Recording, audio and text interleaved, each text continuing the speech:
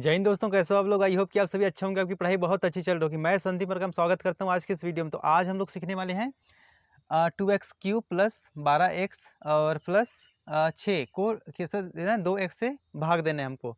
तो इसमें हम लोग भाग देना आज की इस वीडियो में सीखेंगे। तो वीडियो पसंद आएगा तो वीडियो को लाइक करना और चैनल पहली बार चैनल को जरूर सब्सक्राइब करना। तो देखिए हमारा क्वेश्चन ये है। क्वेश्चन हम लोग 3 क्वेश्चन करेंगे। ट्राई दिस का क्वेश्चन है, करके देखिए। सीजी बोर्ड वालों के लिए स्पेशल 10th क्लास का मैथ्स है। तो 10वीं वालों के लिए ये बहुत ज़्यादा इंपॉर्टेंट है, सीजी बोर्ड के लिए। ठीक है, तो पहला चैप्टर जो बहुपद है उसी का ये ट्राई दिस का क्वेश्चन है, पेज नंबर 3 का। तो देखिए इसमें 3 क्वेश्चन करेंगे। तो चलिए देखते हैं क्वेश्चन क्या है। तो देखिए क्वेश्चन है 2x³ प्लस 12x। ठीक है, 12x प्लस 6 को 2x से हमको भाग दीजिए। इसका मतलब क्या है? सबसे पहले हम लोग यहाँ क्या लिखेंगे, हल लिखेंगे। उसके बाद में हल लिखने के बाद में इसका मतलब लिखेंगे। क्या देगा? 2x³। तो इसको लिखेंगे 2x³ प्लस 12x प्लस 6। इसको क्या से भाग देना है हमको? 2x से भाग लगाना है। तो इसका मतलब ये हो जाएगा। अब देखिए इसको हम लोग भाग देने वाले को 2 मेथड से कर सकते हैं, फैक्टराइजेशन मेथड और एक है मेथड 2। तो इसमें तो हम लोग अगर कॉमन लेंगे तो यहाँ पर 2x कॉमन नहीं निकलेगा, क्योंकि इसके पास में x नहीं है। तो उस मेथड से मैं फैक्टराइजेशन मेथड से नहीं बता रहा हूँ, इसको मैं मेथड 2 से बता रहा हूँ। तो देखिए यहाँ पर देखिए इसके बारे में क्या हो जाएगा। सबसे पहले हमको हल करना है। तो देखिए ये एक पद हो गया, दूसरा पद हो गया और तीसरा पद हो गया। जहाँ पर प्लस माइनस आ गया उसको हम लोग पद के रूप में क्या कर देते हैं, डिवाइड कर देते हैं। देखिए यहाँ पर प्लस है तो ये पहला पद हो गया, ये हो गया हमारा दूसरा पद और ये है तीसरा पद। तो ये तीनों पद में 2x है बटे में, ये मान के हमको चलना है। ये पहली बात हमको ध्यान रखना है। तो चलिए ये तीनों के बटे में आ जाएगा, इसके बटे में भी आ जाएगा 2x और इसके बटे में भी 2x आ जाएगा और इसके बटे में भी 2x आ जाएगा। तो चलिए स्टेप बाय स्टेप हम लोग लिखते हैं। तो पहले क्या है, 2x³ बटे में इसके बटे में आ जाएगा 2x। उसके बाद में कौन सा निशान है, देखिए ऊपर में प्लस का निशान है तो प्लस का निशान लगा देंगे। अब देखिए 12x है तो यहाँ पर हो जाएगा 12x अपॉन यहाँ पर आ जाएगा फिर 2x। अब उसके बाद में फिर क्या का निशान है, देखिए प्लस का साइन है, लगा दिए। उसके बाद में 6 और उसके बाद में ये भी 6 के बटे में आ जाएगा। उम्मीद है यहाँ तक आप लोगों को समझ में आ गया हो। अब ये कर लिए तो आसानी से इसको क्या कर सकते हो, कैलकुलेशन कर सकते हो, काटते पिटते आना चाहिए। तो देखिए कैसे होगा। देखिए यहाँ पर देखिए कितने x है, x के ऊपर 3 है तो इसके ऊपर में कितने x है, 3x है। हमको ये पता होना चाहिए। x³ मतलब x 3 है। तो देखिए यहाँ पर x कितना है, पहले 2 से 2 काट देते हैं, 2 एकम 2 और 2 एकम 2 काटते आना चाहिए। ध्यान से देखिए एक ही संख्या से काटेंगे, ये भी 2 से कटेगा तो ये भी 2 से कटेगा, 2 एकम 2 और 2 एकम 2। एक एक चीज़ क्लियर करते जाइए। अब देखिए एक x से यहाँ एक x कट जाएगा तो कितना x बचेगा यहाँ पर बताइए। एक x से यहाँ एक x काट देंगे तो कितना बचेगा, यहाँ पर x² बचेगा। समझ गए। अब यहाँ पर प्लस का साइन है तो प्लस लिखे। अब देखिए 2 एकम 2 और 2 छंग होता है 12। ठीक है, और एक से एक कट जाएगा तो क्या बचा यहाँ पर, सिर्फ x, यहाँ पर सिर्फ 6 बचा और बटे में है 1। तो बटे में 1 लिख देंगे अभी फिलहाल मैं समझाने के लिए। उसके बाद में प्लस है तो प्लस का साइन करेंगे। उसके बाद में देखिए ये तो नहीं कट रहा है, इसको 2 एकम 2 और 2 तिया 6, तो कितना बार कट रहा है, 3/x। ऐसा कट रहा है, जो जो कट रहा है उसको हम लोग क्या काट देंगे और जो नहीं कट रहा है उसको जैसा का वैसा लिख देंगे। अब देखिए अगर इसको हम लोग यहाँ पर लिखेंगे x² प्लस, अगर 6 के नीचे में 1 है बटे में, तो जब नीचे में बटे 1 रहता है तो उसको नहीं लिखा जाता, तो सिंपल 6 लिख सकते हैं इसको, और प्लस 3/x। तो इसका आंसर ये हमारे पास में मिल जाएगा। बहुत ज़्यादा इजी है। और ये देखिए ये पहला क्वेश्चन को हम लोग इस प्रकार से सॉल्व करेंगे। अब देखिए दोस्तों दूसरा क्वेश्चन देखिए। हम लोग 4 क्वेश्चन करने वाले हैं, तो 4 क्वेश्चन में से दूसरा क्वेश्चन देखिए क्या कह रहा है। तो वीडियो पसंद आएगा तो वीडियो को लाइक करना और चैनल पहली बार चैनल को जरूर सब्सक्राइब करें। इतना मतलब अच्छे से मैं समझा रहा हूँ ताकि आप लोगों को एक एक चीज़ समझ में आ जाए। तो देखिए क्या है दूसरा क्वेश्चन, देखिए क्या बोल रहा है। एक बस 5 घंटे में y किलोमीटर दूरी तय करती है, बस की चाल ज्ञात कीजिए। क्या बोला है, बस की हमको चाल क्या करना है, ज्ञात करना है। तो देखिए सबसे पहले हम लोग हल, और हल लिखने के बाद में क्या क्या दिया है, तो दिया है उसको लिख देंगे हम लोग। क्या क्या दिया है देखिए, एक बस 5 घंटे में y किलोमीटर की दूरी तय करती है। तो यहाँ पर दिया है एक बस कितने किलोमीटर तय कर रही है। देखिए एक बस 5 घंटे में y किलोमीटर की दूरी तय कर रही है, ये हम लोग को यहाँ पर दिया है। अब उसके बाद में क्या दिया है, समय भी दिया है। कितना समय ले रहा है, 5 घंटे। समझ गए, कितना ले रहा है, 5 घंटे। उसके बाद में हम जानते हैं दूरी बराबर क्या होता है, इसके बाद में हमको एक फार्मूला पता है, हम जानते हैं, रुको फार्मूला बता रहा हूँ, हम जानते हैं। तो क्या होता है, दूरी बराबर क्या होता है, समय इंटू चाल। क्या होता है, समय इंटू चाल।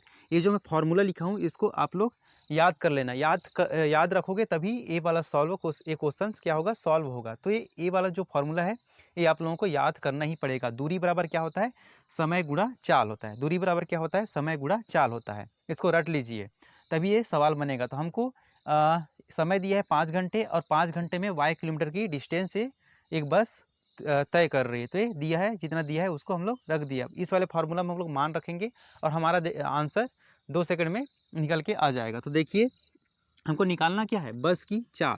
तो चाल निकालना, तो चाल का फार्मूला यहाँ से बना लेंगे चाल। तो चाल का फार्मूला कैसे बनाना है, देखिए भाई इसी साइड लिख देता हूँ मैं पहले तो दूरी।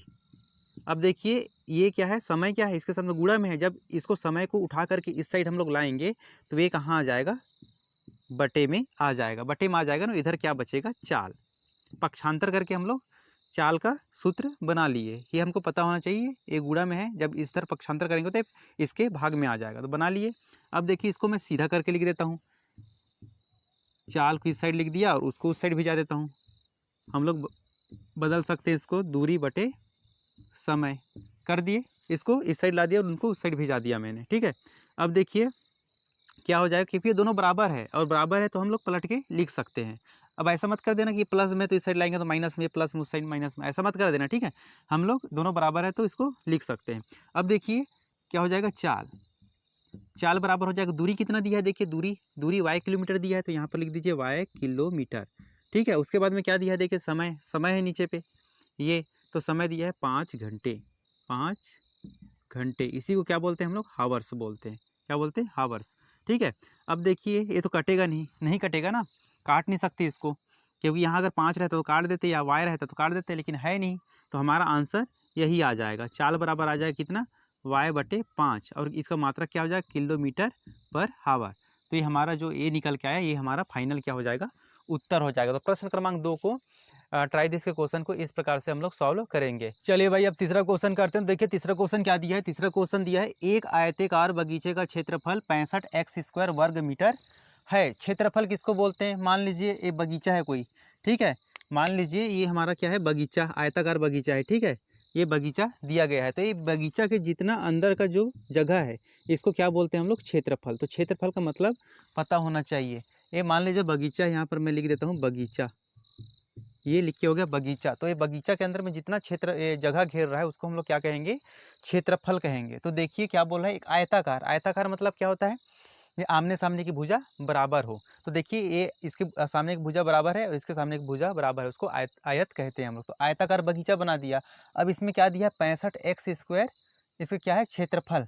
यहाँ का जो क्षेत्रफल है अंदर का, ये कितना है, 65x² वर्ग मीटर। मतलब वर्ग मीटर को ऐसे लिख सकते हैं हम लोग, मीटर के ऊपर स्क्वायर, दो को क्या बोलते हैं, स्क्वायर को वर्ग बोलते हैं, तो वर्ग मीटर, ठीक है। ये लिखने का तरीका हमको पता होना चाहिए। तो क्षेत्रफल इतना हमको इस क्वेश्चन में दिया है, तथा उस बगीचे की चौड़ाई 5x है।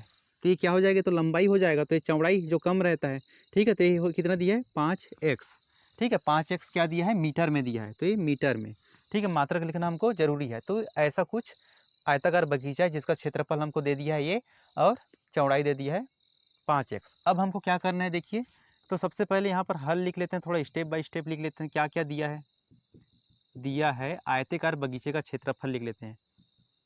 आयताकार बगीचे का क्षेत्रफल, तो आयताकार बगीचे का क्षेत्रफल कितना हो जाएगा, 65x², ठीक है। और मैंने बताया तो वर्ग मीटर, इसको चलिए ऐसे लिख देते हैं, वर्ग मीटर। अब देखिए उसके बाद में क्या दिया है, बगीचे की चौड़ाई। तो चलिए लिख लेते हैं बगीचे की चौड़ाई। तो बगीचे की चौड़ाई कितना दिया है, देखिए 5x। तो ये 5x हम लोग क्या करेंगे, लिखेंगे, क्योंकि क्वेश्चन में हमको दिया गया है। अब देखिए क्या करना है हमको, तब बगीचे की लंबाई ज्ञात कीजिए, ये बोला गया है हमको क्वेश्चन में। क्या करना है, बगीचे की लंबाई। तो हमको ये ज्ञात करना है, बगीचे की लंबाई हमको क्या करना है, निकालना है। अब इतना हमको स्टेप बाय स्टेप क्या करना पड़ेगा, लिखना पड़ेगा एक एक चीज़, और लिखेंगे तभी हमको मार्क्स मिलेंगे। तो एक एक चीज़ हमको लिखना ज़रूरी है। अब चलिए निकालना क्या है, लंबाई। तो हमको एक फार्मूला पता है, आयत का क्षेत्रफल। ठीक है, क्या पता है हमको, आयत का क्षेत्रफल का फार्मूला हमको पता है। तो देखिए हम जानते हैं आयत का क्षेत्रफल। तो आयत का क्षेत्रफल बराबर क्या हो जाएगा, आयत का क्षेत्रफल बराबर कितना दिया है यहाँ पर, देखिए आयत का क्षेत्रफल दिया है ना, ये आयत तो है ना, ये आयत है, इसको मान लिए बगीचे को, तो बगीचे आयत है, तो कितना दिया है टोटल, देखिए 65x²। और मैंने बताया था वर्ग मीटर को हम लोग मीटर स्क्वायर लिख सकते हैं, तो ये मीटर स्क्वायर लिख दिया। ठीक है, तो आयत का क्षेत्रफल क्या होता है, इसी को हम लोग बगीचे का क्षेत्रफल अभी यहाँ पर हम लोग मान कर चल सकते हैं, तभी हमको ये क्वेश्चन का आंसर हमको मिलेगा। तो आयत का क्षेत्रफल, तो बगीचा का क्षेत्रफल। ठीक है, तो आयत का क्षेत्रफल है 65x² मीटर स्क्वायर, दिया है हमको ये, तो रख दिए। अब देखिए आयत का क्षेत्रफल बराबर इसके यहाँ लिखेंगे, इधर नहीं लिख रहे हैं, क्योंकि हमको क्वेश्चन को सॉल्व करना ऐसी है। तो आयत का क्षेत्रफल बराबर होता है क्या, लंबाई गुणा चौड़ाई, लंबाई गुणा चौड़ाई बराबर कितना हो जाएगा, 65x² और मीटर स्क्वायर। ठीक है, अब देखिए लंबाई, लंबाई हमको निकालना है, क्या करना है, लंबाई हमको निकालना है, तो लंबाई तो निकालना है, तो इसको जैसा का वैसा लिख देते हैं, गुणा चौड़ाई हमको दिया है, बगीचे की चौड़ाई मतलब आयत की चौड़ाई, तो कितना है 5x, तो 5x रख दिए, बराबर है 65x² और मीटर स्क्वायर। अब देखिए आगे लंबाई, हमको मैं यहाँ थोड़ा लिख रहा हूँ ऊपर में, तो लंबाई को हम लोग यहाँ यहीं से रखेंगे एक साइड, लंबाई बराबर हो जाएगा, ये 5x देखिए गुणा में है, जब गुणा में है उस साइड हम लोग जब भिजाएंगे पक्षांतर करके, तो इसके भाग में आ जाएगा, बटे में आ जाएगा, हमको पता है। तो चलिए इसको उठा करके इस साइड हम लोग बटे में लाएंगे, तो देखिए 65x² और ये मीटर स्क्वायर में दिया है, बटे हो जाएगा, देखिए ये अभी गुणा में इस साइड आएगा, तो बटे में मैंने बताया 5x। समझ में आया, पक्षांतर का नियम है, एक एक चीज़ सीखते जाइए, और जब तक 10th क्लास में हो आप लोग, तो 10th क्लास के हिसाब से सब तो पता होना चाहिए। अब देखिए इसको काटेंगे, हमको पता है काटने का नियम पता है, अगर इसको एक ही संख्या से काटना है तो उसी संख्या से इसको भी काटना पड़ेगा। ठीक है, तो देखिए 5 से कट जाएगा, 5 एकम 5। अब देखिए इसको कैसे काट रहा हूँ, 6 में एक बार जाएगा 5 के बाद, 5 एकम 5। ठीक है, 5 एकम 5, और जब 6 में से 5 को घटाएंगे तो एक बचेगा, बचेगा ना एक, तो जो एक बचा वो 5 के सामने में आकर के यहाँ बैठ जाएगा, तो कितना बन जाएगा 15। अब भाग देते हैं 5 का, 5 एकम 5, 5 10, 5 दिया 15, कितना आ रहा है 13 बार कटा है, और एक एक्स यहाँ है और यहाँ 2 एक्स है, तो एक एक्स को काट देते हैं। ठीक है, अब इसका मात्रा क्या दिया है, देखिए मीटर, मीटर में दिया है ना मीटर, तो यहाँ पर मीटर आएगा। ठीक है, और देखिए और क्या कट रहा है, यहाँ मीटर स्क्वायर है, तो 1 मीटर से 1 मीटर काट सकते हैं, एक कट गया। अब बचा क्या क्या, देखिए यहाँ ध्यान से देखना, अब बचा है लंबाई बराबर, ये बचा है 13, तो 13 लिख दिए। अब क्या बचा है, देखिए 13, यहाँ एक एक्स को काटे थे, एक एक्स बचा था, 2 एक्स है ना, तो एक्स बचा, 13 एक्स हो गया। अब उसके बाद में क्या है, यहाँ पर 1 मीटर को यहाँ काटे तो यहाँ 2 मीटर था, तो 1 मीटर यहाँ पर बचा है। ठीक है, और नीचे तो कुछ नहीं बटा है, एक बचा है, तो हमारा आंसर कितना आ जाएगा, देखिए हमारा आंसर आ जाएगा 13x।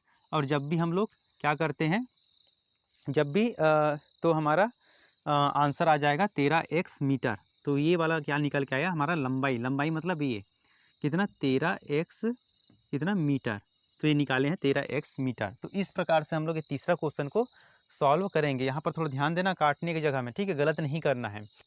अब देखिए मेरे भाई, अब चौथा क्वेश्चन देखिए, इस वीडियो का लास्ट क्वेश्चन, अच्छे से समझिएगा ये वाला क्वेश्चन। तो देखिए क्या है, 4x² + 4 वर्ग इकाई क्षेत्रफल वाले समकोण त्रिभुज की आधार भुजा की लंबाई कितना दिया है, 2x।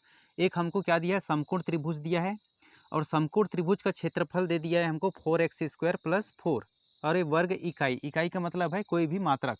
ठीक है, अब देखिए उसमें से समकोण त्रिभुज का आधार की लंबाई दे दी है 2x इकाई, तब त्रिभुज के शीर्ष लंब की लंबाई हमको ज्ञात करना है। तो सबसे पहले हमको डायग्राम बनाना पड़ेगा, तो मैं डायग्राम बना रहा हूँ एक प्यारा सा, तो आप लोगों को भी डायग्राम बनाना है और डायग्राम की मदद से हमको समझना है। ये क्या है, हमारा समकोण त्रिभुज, यहाँ पर बन रहा है 90 डिग्री का, इसलिए हम लोग क्या बोलेंगे, इस त्रिभुज को समकोण त्रिभुज कहेंगे।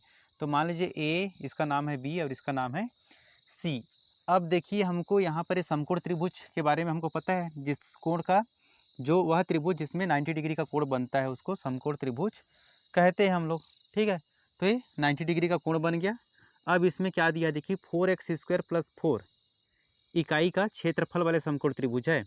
तो ये मतलब कितना है, इसका क्षेत्रफल 4x² + 4 वर्ग इकाई, वर्ग इकाई, क्षेत्रफल को हमेशा वर्ग इकाई करके लिखते हैं। और इकाई का मतलब है कोई भी मात्रक होगा, उस मात्रक की जगह में हम लोग यहाँ पर क्या किए हैं, इकाई लिख दिए हैं। तो ये, और मैंने अभी बताया था इससे पहले वाले में, क्षेत्रफल किसको बोलते हैं, ये त्रिभुज जितना यहाँ पर स्थान घेर रहा है जगह, उसको हम लोग पूरा क्षेत्रफल कहेंगे। तो क्षेत्रफल दिया है समकोण त्रिभुज में 4x² + 4। अब इसमें और दूसरी चीज़ क्या दी है, देखिए आधार भुजा की लंबाई। आधार भुजा मतलब ये हो जाएगा हमारा आधार, ठीक है, ये नीचे वाला, ठीक है, ये कौन सा हो जाएगा, आधार BC। तो ये दिया है हमारा 2x और ये इकाई। ये तो क्या क्या दिया है, एक बार मैं फिर से लिख देता हूँ। यहाँ पर दिया है समकोण त्रिभुज का, समकोण त्रिभुज का क्षेत्रफल, समकोण त्रिभुज का क्षेत्रफल कितना दिया है, देखिए 4x² + 4, 4x² + 4 दिया है। अब देखिए इसके बाद में क्या है, इसके बाद में है दिया है हमको त्रिभुज की आधार भुजा। उसके बाद दूसरी चीज़ दिया है त्रिभुज की आधार भुजा। सिस्टमेटिक हमको लिखना पड़ेगा। आधार भुजा कितना दिया है, आधार भुजा देखिए 2x दिया है, तो ये 2x लिख दिए। अब देखिए पेन का स्याही भी ख़त्म हो रहा है। अब देखिए इतने चीज़ हमको दिया है। अब ये हमको क्या करना है, त्रिभुज की शीर्ष लंब की लंबाई ज्ञात करना है, ठीक है। त्रिभुज के शीर्ष लंब, यहाँ लिख देता हूँ, त्रिभुज की शीर्ष लंब के, ठीक है, त्रिभुज के शीर्ष लंब की लंबाई हमको क्या करना है, निकालना है। तो ये सिस्टमेटिक हमको लिखना पड़ेगा। तो अभी डायग्राम में देखिए हमारा समकोण त्रिभुज है, समकोण त्रिभुज है ना। अब समकोण त्रिभुज है तो हम लोग जानते हैं 90 डिग्री का कोण बना रहा है। समकोण त्रिभुज में सबसे बड़ी भुजा को कर्ण कहते हैं, ठीक है। और ये लंब, ठीक है, जिस भुजा के साथ में 90 डिग्री का कोण बना रहे हैं इसके साथ में, ये हम मान लेंगे इसको लंब, ये लंब होगा। और लंब को ही बोलते हैं शीर्ष लंब, और शीर्ष लंब को ही बोलते हैं क्या, ऊंचाई। ये ऊंचाई हो जाएगा, ठीक है। तो यही ऊंचाई हमको क्या करना है, निकालना है इस वीडियो में, इस वाले क्वेश्चन में। तो देखिए चलिए निकालते हैं। तो चलिए एक फार्मूला हम लोग जानते हैं, हम जानते हैं एक फार्मूला, और नहीं जानते होंगे तो देख लो। हम जानते हैं त्रिभुज का क्षेत्रफल बराबर क्या होता है, 1/2 गुणा आधार गुणा ऊंचाई। ये एक फार्मूला हम लोग जानते हैं, और आप लोग नहीं जानते तो ये फार्मूला याद कर लीजिए, क्योंकि इसी फार्मूला से हम लोग ये शीर्ष लंब की लंबाई निकाल पाएंगे। क्योंकि आधार का मान भी दिया है हमको और त्रिभुज का क्षेत्रफल भी दिया है, तो ऊंचाई हमसे निकल जाएगा। तो इसलिए ये फार्मूला का यूज़ कर रहे हैं। तो चलिए त्रिभुज का क्षेत्रफल कितना दिया है, देखिए 4x रख देंगे मान, 4x² + 4, ठीक है, बराबर। और हल करते समय अभी इकाई को हमको नहीं लिखना है। 1/2 गुणा आधार कितना दिया है, देखिए आधार है 2x, तो यहाँ पर 2x रख दिए, और गुणा क्या है, ऊंचाई। ऊंचाई को क्या बोलते हैं हम लोग, ऊंचाई को हम लोग बोल सकते हैं h, मतलब हाइट, ये, ठीक है, h से प्रदर्शित कर सकते हैं, इसको हमको निकालना है। तो ऊंचाई की जगह मैंने h रख दिया, क्योंकि h का मान हमको क्या करना है, निकालना है। अब देखिए इसको क्या कर सकते हैं, कैलकुलेशन कैसे करना है, देखिए थोड़ा कैलकुलेशन करते हैं। ये देखिए आपस में दोनों गुणा में है, ठीक है, ये गुणा में है और ये बटे में, तो हम लोग काट सकते हैं ठीक है, क्योंकि ये अंश में है और ये हर में है। तो चलिए 2 एकम 2 और 2 एकम 2, अब कहीं से कट रहा है, नहीं कट रहा है, तो जैसा का वैसा लिखते हैं। 4x² + 4 = यहाँ कितना आ जाएगा, 1, तो 1 को नहीं लिखते, और ये सिर्फ बचा यहाँ पर x, क्योंकि x का गुणा हम लोग 1 के साथ में करेंगे तो x ही आएगा, ठीक है, और गुणा हो जाएगा h। अब देखिए हमको h का मान निकालना है, तो h का मान निकालना है तो h को उसी साइड रख देते हैं, और ये जो गुणा में है x इधर लाएंगे तो क्या में आ जाएगा, बटे में, 4x² + 4 इसके बटे में आ जाएगा ये वाला x। तो ये x को बटे में ला दिए, क्योंकि गुणा में है, जब गुणा में है तो बराबर की साइड लाएंगे तो बटे में आ जाएगा, भाग में, ठीक है। इसको मैं थोड़ा पलट के लिख देता हूँ, तो h को इस साइड लिख देते हैं, क्योंकि आपस में बराबर है तो पलट सकते हैं ना। तो देखिए क्या करेंगे, इसको लिख देता हूँ 4x² + 4/x हो जाएगा, ठीक है। अब यहाँ पर लिख रहा हूँ थोड़ा आगे, तो h बराबर क्या हो जाएगा, देखिए इसके पास भी 4 है, इतना ही हमारा आंसर आ जाएगा, ठीक है। अगर इतना ही लिखना चाहोगे तो इतना ही हमारा हाइट निकल के आ जाएगा, इसको भी आंसर हम लोग मान लेंगे। लेकिन एक स्टेप और बढ़ा करके हम लोग सॉल्व कर सकते हैं, कैसे, क्योंकि इसके पास भी 4 है और इसके पास भी 4 है, तो 4 कॉमन निकाल सकते हैं ना। तो चलिए निकाल देते हैं। तो 4 को कॉमन निकाला, तो यहाँ पर 4 को बाहर निकाल दिया मैंने इस 4 को, तो यहाँ पर सिर्फ बचा है एक्स स्क्वायर। तो ये हो जाएगा कितना, एक्स स्क्वायर, और ये हो जाएगा प्लस, यहाँ पर 4 को बाहर निकाल दिया तो 1, और अपॉन हो जाएगा कितना, एक्स। कितना हो जाएगा देखिए, एक्स हो जाएगा ना। और यहाँ पर एक चीज़ और हो सकता है, रुकिए इसको मैं थोड़ा और एक स्टेप में थोड़ा सॉल्व कर रहा हूँ। देखिए 4x स्क्वायर है, तो 4x स्क्वायर के बटे में भी हम लोग x को लिख सकते हैं, और प्लस का साइन है, और 4 के बटे में भी x को लिख सकते हैं। मैंने ही बताया था ये दो पद है, तो दोनों पद मतलब दोनों के बटे में है, तो दोनों के बटे में लिख दिए। अब देखिए यहाँ से एक एक्स और एक एक्स कट जाएगा, तो एज बराबर बचेगा क्या, यहाँ पर 4 बचा, और बटे एक एक्स बचा है, एक एक्स काट दिया, तो यहाँ पर क्या बचा, 1। ठीक है, तो इसको मैं नहीं लिख रहा हूँ, और ये प्लस है, और यहाँ 4 बटे एक्स। ठीक है, तो 4x प्लस क्या बचा है यहाँ पर, 4 बटे एक्स बचा है। ठीक है, तो यहाँ से हम लोग क्या कर सकते हैं, यहाँ से हम लोग 4 को कॉमन निकाल सकते हैं। ठीक है, क्या करते हैं, 4x प्लस 4 बटे एक्स हमारे पास में निकल के आया है।